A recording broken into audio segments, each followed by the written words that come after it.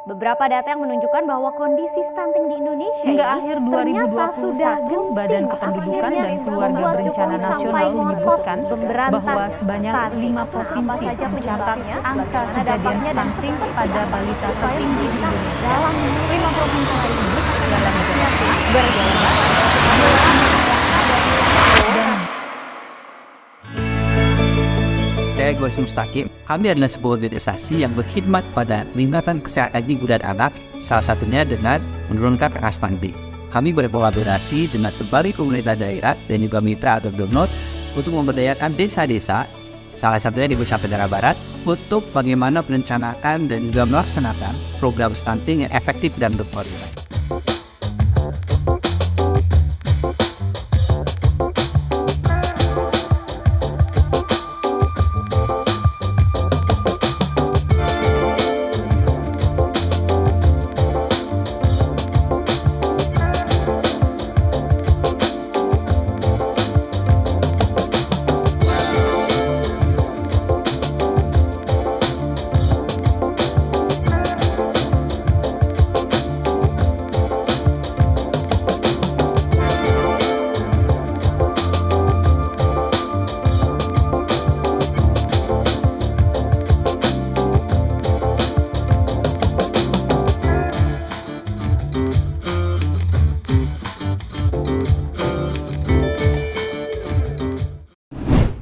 Ini keren banget ya Mas, dari Asgar sampai Semut Nusantara dan saat ini melakukan pembinaan dan saya cukup ter-challenge itu ya. Kalau saya lihat Semut Nusantara ini berfokus banyak ke Indonesia kawasan timur. Bisa ceritakan nggak why Indonesia Timur? Sebenarnya itu secara mungkin secara nggak sengaja gitu ya. Kita banyak sekali program sekarang di Indonesia Timur, di NTT, NTB, Bali gitu kan. Kemudian dulu di semua kota di Sulawesi kita juga dampingi dari Gorontalo, Wakatobi gitu. Tapi kita menyesuaikan dengan tadi permintaan sebenarnya gitu kan. Jadi kita seringkali desain sebuah program gitu kan. Dan kita cari misalnya juga mitra. Tapi juga ada yang banyak yang butuh bantuan kita buat program mereka masing-masing gitu. Nah kebanyakan yang minta kita itu sekarang mungkin kayak kita sekarang ada pemberdayaan TKI. Pekerja migran Indonesia yang dipulangkan dari luar negeri gara-gara COVID gitu kan. Gak punya kerjaan nih, kita latih kewirausahaan dengan PBB ya, dengan IOM, International Organization Migration dan KOIKA itu kebanyakannya di NTT, Flores gitu kan, dan di Lombok gitu kan, dan di Jawa Tengah, Jawa Barat gitu. Terus kita juga ada program misalnya tadi yang desa wisata gitu kan, sekarang lagi kebanyakannya di Timur sama di Sumatera. Tapi ada juga di Jawa, di Jogja, di Klaten gitu. Yang terbaik keempat di Jawa Tengah kemarin gitu kan. Desa di kita di Klaten, Desa Wayang, Desa Wisata Wayang. Di Kalimantan terbaik juga kedua gitu kan, di Kalimantan Timur. Jadi alhamdulillah gitu dengan tadi pendekatan kita bangkitkan mereka keinginan ini. Akhirnya mereka mau berkembang. Jadi sebenarnya natural saja sih Mas, nggak didesain juga Indonesia Timur. Tapi kalaupun misalnya banyak di Indonesia Timur bagus juga dong, karena kan itu semakin tadi inequity gitu, kesenjangan itu mungkin yang Barat Timur bisa juga sedikit banyak ya kita kontribusi juga gitu ke arah sana. Wow. Mas Kori, kalau teman-teman mau join Asgar atau Semut Nusantara gimana caranya? Join, kita sering buka lowongan di Semut Nusantara gitu kan. Anda misalnya di daerah yang kita ada program, kirim decksnya atau? bisa kita kirim ke kontak@semutnusantara.com. Kita sekarang lokal fasilitator kita banyak itu kan, kita rekrut project base. Dan Semut Nusantara buat mahasiswa buka lowongan internship. Kemarin baru kita ada 3 orang itu di community entrepreneur spesialis, di komunikasi sama di early learning childhood gitu spesialis. Jadi kita sangat terbuka gitu kalau mau gabung ke program kita, baik sekedar magang atau mungkin tadi kalau punya spesifikasi sesuai keahlian kita yang kita inginkan bisa gabung, dan tinggal monitor aja di sosial medianya gitu, dan nanti kirim CV dan juga nanti kita ngobrol gitu. Keren. Mas Kori, kalau lihat tadi kegiatan Semut Nusantara ya, Asgar dari Garut lalu mulai mengalir sampai Indonesia Timur. Pengalaman daripada Mas Kori dan teman-teman di Semut Nusantara ya, masalah-masalah apa yang sering dijumpai di desa-desa ini yang mungkin kita bisa angkat dan mungkin teman-teman yang lihat program ini bisa berpartisipasi Mas? Menurut saya kapasitas Mas. Resource banyak gitu kan, kayak tadi dana desa. So gitu kita kan. bicara human resources. Betul. Jadi kapasitas banyak yang mengeluh, ya? kita keliling itu, Mas kita di sini nggak ada yang cakap jadi pengurus BUMDes gitu. nggak ada yang bisa tahu bagaimana bisnis itu desainnya seperti apa. Harus dari pasar dulu gitu kan, baru kita desain. Jadi banyak sekali itu yang bicara ke saya gitu, valid gitu kan, dari desa-desa, dari mitra kita, yang ini kapasitas. Jadi menurut saya kuncinya adalah tadi tidak hanya kita menggelontorkan resource gitu kan, pembangunan, kemudian juga bantuan, tetapi tadi bagaimana kapasitasnya dibangun dengan apapun programnya gitu kan, dengan tadi misalnya pelatihan, dengan pendampingan. Contohnya kayak gini Mas, kita sekarang di Saving Next Gen Indonesia gitu kan, itu di bawah yayasan juga walaupun ini masih ad hoc gitu kan, mengenai masalah stunting.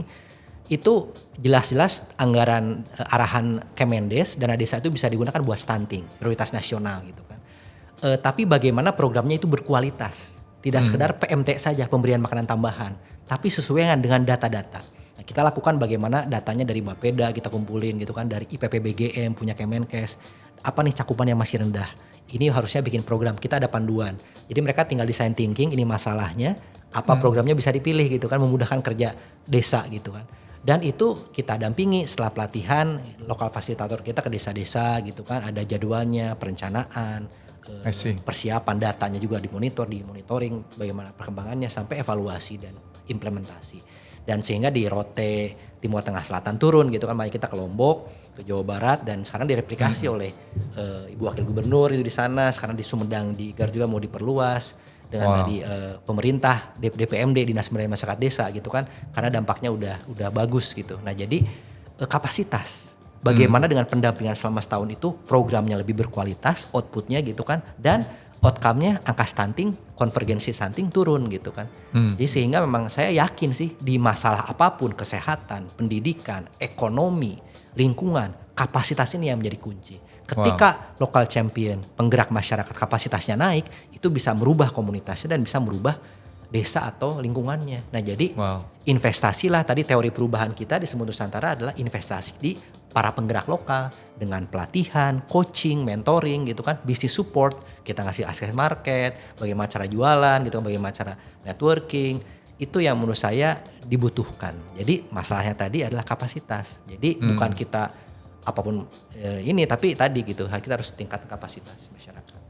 So hampir seluruh desa lah ya, bagaimana level up kapasitas daripada region demi region maupun SDM sendiri ya.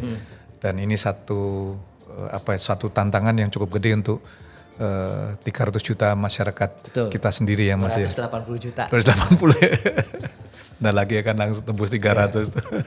Musuh Amerika ya. Iya ya. Mas Goris, kalau kita ngelihat ya this millennial generation tantangannya ya. Saya tergugah sekali sih di bawah 35 harus memimpin, di atas 35 cukup membina ya. Padahal pemimpin kita sekarang semua menteri dari sampai presiden semuanya di atas 50-an tuh ya, atau 40 lah, kemarin Pak Jokowi di bawah 50 ya. Ini Semut Nusantara memberikan sebuah inspirasi dan Asgar dan breakthrough, Asgarnya ya, satu breakthrough yang penting sekali. Karena seringkali kita buat yayasan hanya untuk kantong kita sendiri nih, mohon maaf nih ya, sehingga akhirnya di yayasan jadi mom and pop gitu, nggak benar-benar profesional dikelola dengan baik ya. Bagaimana Mas Goris ini memberikan tips-tips ya untuk teman-teman milenial ini untuk mulai memikirkan desanya, kotanya, kabupatennya, dan bisa ambil bagian Mas? Yang jelas tidak semua orang tentunya harus bisa ambil bagian di sini ya.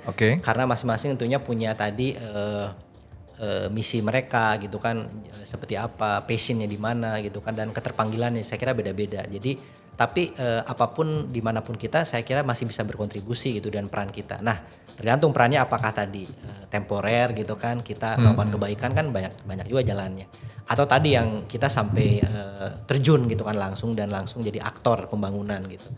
Nah jadi menurut saya dengan tadi beda-beda, saya yakin milenial ini tadi punya DNA yang cocok dengan ini, karena memang yang saya lihat itu dari penelitian saya baca, pertama milenial ini lebih more entrepreneurial gitu kan, nggak tahu karena penelitiannya sekarang di sosial media, di LinkedIn kan kebanyakannya 21% katanya owner atau founder, titel mereka gitu, yang milenial dan Gen Z ini.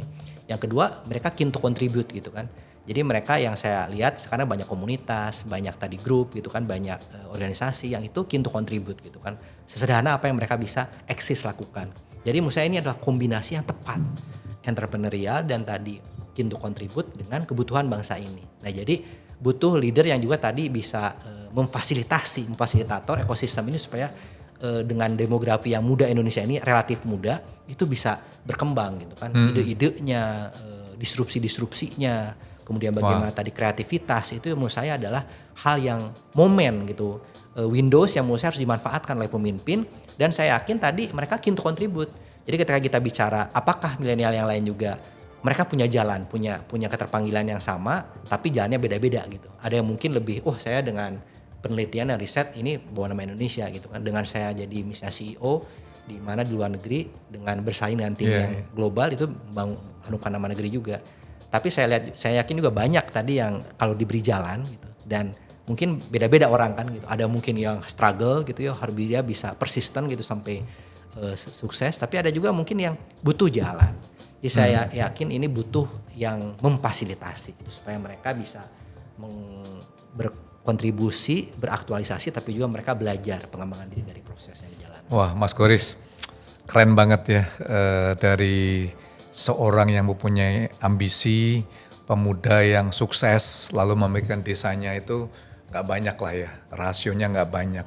Lalu menjalar seperti semut Nusantara, dan ini adalah satu perjuangan yang nggak gampang lah ya untuk melepaskan yayasan yang udah dibangun, akhirnya menjamur dan juga menjadi satu kebanggaan sendiri ya. Apa sih tantangan terbesar daripada Mas Koris sendiri? Tantangan personal atau tantangan bisnis? Personal maupun bisnis atau yayasan kalau lihat ini. Tantangan mungkin pertama tadi keyakinan Mas. Oke. Karena butuh keyakinan gitu. Mungkin kalau kita masih muda gitu ya, masih mencari-cari itu kita mungkin sering ragu-ragu kan. Ini bener gak sih jalan yang kita tempuh ini gitu kan, kira-kira bener gak gitu. Nah itu menurut saya adalah pertama gitu kan yang tantangan. Bagaimana kita yakin gitu.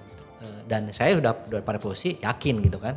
Sudah melakukan ini 10 tahun lebih gitu. Jadi udah inilah gitu, udah kayak Putri Mumpuni gitu kan. Tidak lagi akan kemana-mana boleh dibilang gitu kan. Apapun ini tapi tetap dilakukan gitu. Pertama keyakinan tadi gitu kan. Yang kedua tantangannya tentunya tadi bagaimana ini pribadi gitu kan. Karena yang kita lakukan juga tidak murni semuanya gitu 100% buat pribadi gitu kan. Seringkali kita mesti berbagi gitu kan. Kita mikirin karyawan, kita mikirin bagaimana misalnya kontrak sudah habis nih dari klien kita gitu kan, dari perusahaan besar gitu, terbesar di Indonesia, tapi kita tetap dampingi masyarakat. Kita tetap lokal fasilitator kita ke lapangan karena kita yakin nih sedikit lagi mereka mandiri gitu dan bagus, dan kita nggak ingin karena alasan bisnis kita dihentikan juga, kita udah habis kontrak kok 3 bulan gitu. Tapi kita memilih pilihan tadi lanjutkan gitu. Jadi ini pilihan-pilihan yang seringkali kalau dari segi bisnis mungkin ngapain gitu, tapi kita yakin gitu bahwasanya kebaikan itu tadi akan datang gitu. Dan ini adalah hal yang bagaimana tadi yang kedua gitu, bagaimana challenge kita buat menyeimbangkan antara bisnis dengan sosial gitu kan. Ini seringkali tadi Mas Jimmy udah singgung nih, seringkali ada godaan-godaan juga gitu kan buat ini. Kita kan yang paling berjasa, yang paling pendiri gitu, yang paling mengenalkan semua ini, kenapa nggak kita ambil gitu? Atau lebih dari porsi itu gitu. Nah tapi di sini adalah tadi yang kedua gitu kan, tadi bagaimana kita bisa seimbang gitu antara ini. Yang ketiga ya tadi. Kalau terakhir tantangannya adalah berhubungan dengan masyarakat. Wow. Masyarakat itu kompleks, uncertain, ketidakpastiannya banyak, diverse, beda-beda. Desa mungkin lebih guyup dia, tapi kawasan pesisir dia individual, melaut, pulang alhamdulillah, tidak pulang tidak dicari gitu. Jadi keras hidupnya, beda pendekatannya dengan mereka gitu. Di masyarakat adat, di perkotaan yang mungkin lebih show me the money gitu kan, beda pendekatannya. Nah itu tantangan berikutnya bagaimana dealing dengan masyarakat. Ini bukan mesin, yang ini adalah udah tahu optimum berapa, masyarakat bagaimana mereka sukses, sedangkan diverse, kompleks dan mereka.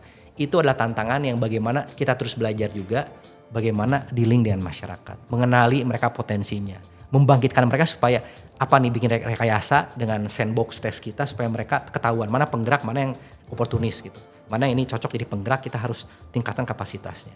Bagaimana memaintain mereka supaya punya motivasi mengembangkan usahanya. Dan inklusif ke masyarakat komunitas. Dan jadi konflik-konflik, ini tidak berjalan itu masalah sehari-hari kita. Tantangan terbesar kita tiap hari. Jadi banyak itu kan tidak mudah, tidak sulit mencari ini, tapi tadi dengan masyarakat. Itu yang tantangan kita, dan dari tantangan itu kita belajar justru jadi makin termotivasi buat belajar. Keren. Mas Goris, thank you banget nih untuk waktu yang diberikan dan juga begitu segudang pengalaman, inspirasi, still young, barusan 40, life begin 40 itu ya. Satu lagi, mimpi Indonesia. Mimpi Indonesia satu gitu menurut saya. Dream Indonesia, silakan. Cerita tadi Indonesia, mimpi Indonesia tadi satu, dan ya Indonesia yang inklusif, yang tidak meninggalkan siapapun gitu kan, dan satu gitu kan, tidak terbelah-belah, dan tadi adil, berkeadilan gitu kan. Amin. Inequity, equity ini kan susah nih membahasa Indonesiakannya, bukan hanya adil gitu, kesetaraan, keadilan, banyak ininya implikasinya. Jadi adil, bagaimana tadi kebijakan juga ini semua gitu kan, dan tadi berkualitas gitu. Pokoknya equity itu semuanya dimajuin, semuanya tidak ada yang tinggalin, dan desa-desa maju gitu kan. Amin. Merata Indonesia itu gitu. Di pulau mana, di ujung mana sama dengan di kita. Jadi semuanya punya akses, punya kesempatan buat tumbuh berkembang. Menurut saya itu mimpi saya. Jadi itulah jihad saya gitu. Keren. Mas Goris, thank you banget ya. Makasih. Salam buat teman-teman di Semut Nusantara dan Makasih, juga Pak Jimmy Asgar. sudah diundang. Sukses senantiasa.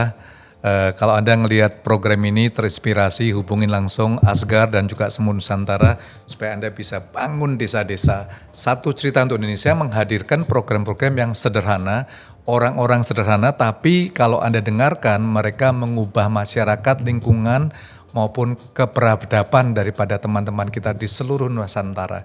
So jangan kemana-mana, selalu ikuti dalam Satu Cerita untuk Indonesia ini. So guys, again thank you, terima kasih telah menonton program ini. Jangan lupa untuk like, comment, share, dan nyalakan lonceng notifikasi Anda untuk program-program yang keren di dalam Satu Cerita untuk Indonesia.